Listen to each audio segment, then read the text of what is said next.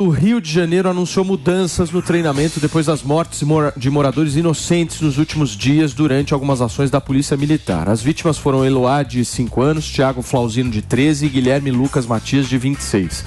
As críticas à atuação da PM fizeram o secretário de Estado da corporação anunciar que a tropa será orientada diariamente e que vai intensificar o treinamento de policiais que participarem de ações que provoquem mortes. A ideia é que atirar não seja a primeira opção. Maninho, você sempre é um crítico de algumas atuações policiais, né? Mas do ponto de vista prático, o que os policiais poderiam melhorar lá no Rio de Janeiro? Tudo. O Rio de Janeiro precisa primeiro de um choque de credibilidade nas instituições.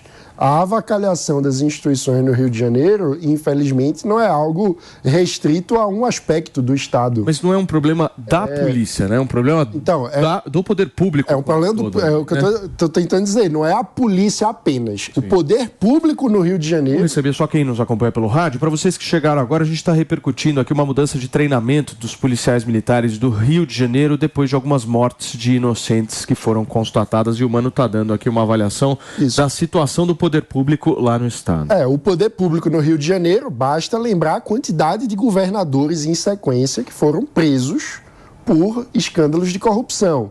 Quando você tem a desmoralização do poder público, isso afeta a cadeia, né? Porque um dos pontos importantes para o funcionamento efetivo e eficiente das polícias, além do treinamento, é a noção de hierarquia e disciplina. Quando você tem os chefes, o chefe de Estado, o governador, que não cumpre a lei, né, você acaba fazendo com que, pela hierarquia, a coisa fique toda indisciplinada. Então, é preciso ter um choque de gestão no poder público do Rio de Janeiro de uma forma ampla, a ponto de mudar a cultura institucional, porque há uma convivência ao longo de décadas e mais décadas com a avacalhação, com a falta de procedimento, com o que, para tentar ficar um pouco mais chique, com aquilo que Sérgio Buarque de Holanda falava do homem cordial, que é o quê? É aquele que não segue regra, segue o coração.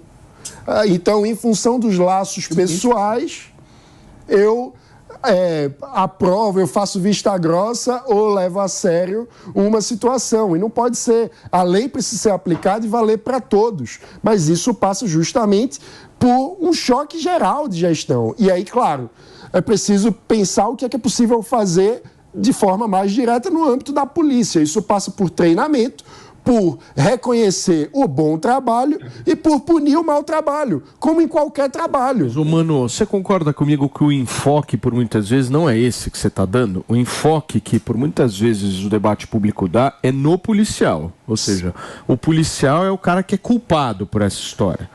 Não é o governador que roubou, não é a desestruturação completa do Estado, o Rio de Janeiro largado às traças, não é. A culpa é do policial, que é o violento, que é o cara vilão da sociedade. Porque é mais fácil apelar pro policial, Paulo. É mais fácil. Não dá para depositar a culpa nas costas de alguém que, obviamente, tá largado às traças. E que muitas vezes morre também, porque a gente fala de quando a polícia mata, e precisamos falar, porque a polícia não é para matar, exceto em casos excepcionais, onde é vida ou morte, mas o padrão da atividade policial é para aplicar a lei, e a lei brasileira não prevê pena de morte. Então, não podemos normalizar mortes por policiais, mas também não podemos normalizar a morte de policiais. Perfeito. E o que acontece no Rio são as duas coisas, porque com essa bagunça do poder público, o policial é jogado na linha de frente, numa situação de conflagração, onde muitos territórios são dominados não pelo Estado brasileiro, não pelo poder público, mas pela milícia ou pelo tráfico. Então são zonas conflagradas de conflito e os policiais acabam sendo jogados lá como peças de um xadrez mortal. Então é muito desesperador a situação para o policial e ele precisa de apoio. E o apoio aí significa estrutura, treinamento, qualificação e respaldo para a boa atividade, o que também passa por punir a má atividade. Fala, Jotinha. Eu fico muito desconfortável quando o Mano ele traz essa abordagem, porque ele reconhece que a corrupção, que os efeitos do Rio de Janeiro são de uma hierarquia superior, mas sempre quando ele propõe mudanças é no âmbito da segurança pública e no profissional que menos possui prestígio do ponto de vista de carinho desde as instituições, desde o reconhecimento salarial, desde o prestígio social. Então, sempre acaba sendo no colo do policial. Então, o problema é multifacetado. É generalizado. Mas a intervenção desse problema é sempre no policial de ponta. Não tem como não ficar indignado com isso. Não é só no policial da ponta, é toda a cadeia. Mas por que tem que começar lá, mano? Mas por que começa na polícia? Porque a gente tá falando de segurança pública. Se a gente falar de educação, eu vou falar que tem que começar na sala de aula. Mas aí que tá, mas aí tu pode dizer... falar de não SUS, é que eu vou falar que tem que começar tu pode dizer também, a polícia não é o foco no momento. A gente tem outra prioridade e a prioridade é começar por tal local.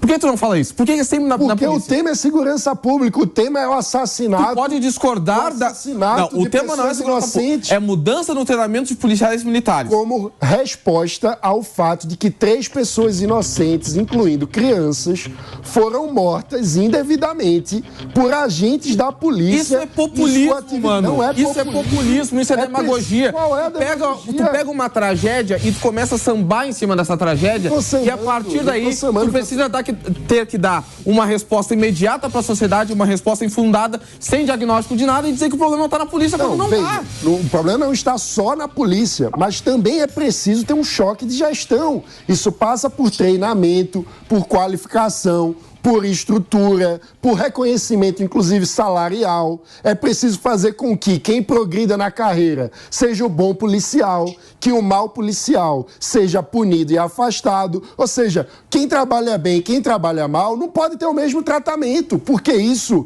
leva ao caos, leva à indisciplina. E forças policiais precisam de disciplina, hierarquia e qualificação. Tá, mas o problema é, mano, por que começar pela polícia? É essa o meu questionamento. Você quer que a questão da segurança pública comece por onde? É estrutural. A questão da segurança pública, o problema no Rio de Janeiro é estrutural. Certo, e aí faz o que diante disso? Muitas vezes tu pode focar na administração pública geral, não numa área. Falando. Não, tá falando da segurança pública.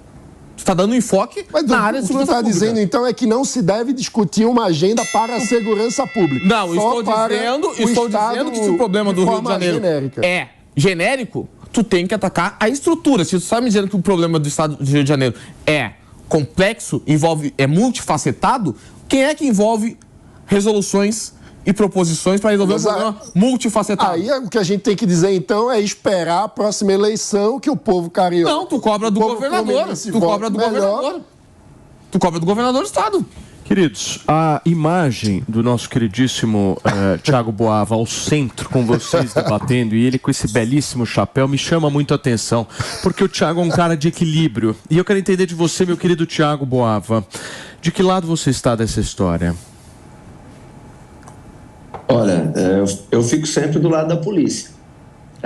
Lógico que se eles estiverem errados e quando há excesso tem que ser punido, tem que ser investigado, mas eu acho que nos últimos anos aí houve uma tentativa, não, houve um suicídio não, houve um trabalho muito pesado de parte da mídia em acabar com a instituição. Você vê que o policial, ele tá... o policial da voz de prisão, as pessoas vão ter o policial. Teve caso no Mato Grosso do pessoal, a pessoa atacar o policial na abordagem. E daí o policial precisar reagir. Então você vê, se a pessoa ataca o policial, é que já não há mais o respeito, né?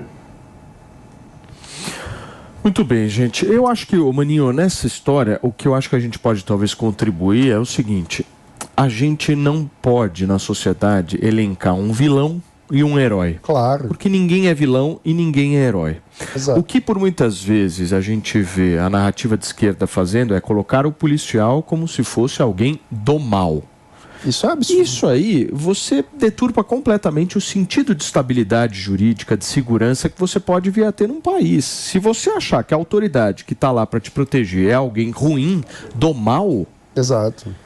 Não, você vai criar o quê? Uma revolução aqui? Porque basicamente é isso, você vai deteriorando ao máximo a imagem do policial, que obviamente tem erros de despreparo, de treinamento, de falta de estrutura, de falta de apoio psicológico, eu não tenho a menor dúvida disso. Pelas questões salariais, que eu acho que o Thiago chegou a até pontuar aqui no comentário dele, tem vários pontos aí importantes de serem destacados. Mas dizer que o policial é o vilão da sociedade, que é um cara que mata, que é um cara do mal, é o que faz, eu acho, que o brasileiro, aos poucos, numa guerra cultural, e perdendo a confiança num policial. E eu, sinceramente, no momento em que você perde... A gente viu a perda da confiança nas instituições brasileiras no que deu. Isso é um absurdo. O discurso que tenta descredibilizar as instituições é muito absurdo, é problemático. Isso serve para as instituições de forma geral. O fato de reconhecer problemas não pode fazer com que a gente, como eu gosto de dizer, jogue fora o bebê com a água suja do banho. Então, é preciso reconhecer os problemas e fazer um diagnóstico sério para apontar soluções, não para demonizar quem quer que seja. E isso, inclusive, eu diria que serve para o setor público como um todo. O funcionário público, de forma geral, não é o vilão. O ser humano reage a incentivos. Quando você está num ambiente de trabalho que tem uma boa estrutura de incentivos, que é eficiente, que valoriza o bom trabalho, que dá apoio e suporte, condições de trabalho, você trabalha melhor. Quando você está num ambiente caótico, onde tanto faz se você trabalha bem ou trabalha mal, você trabalha pior. Então a gente precisa fazer com que o setor público brasileiro tenha uma grande reforma de RH para que reconheça o bom trabalho. Muito bem, gente, olha só, viralizou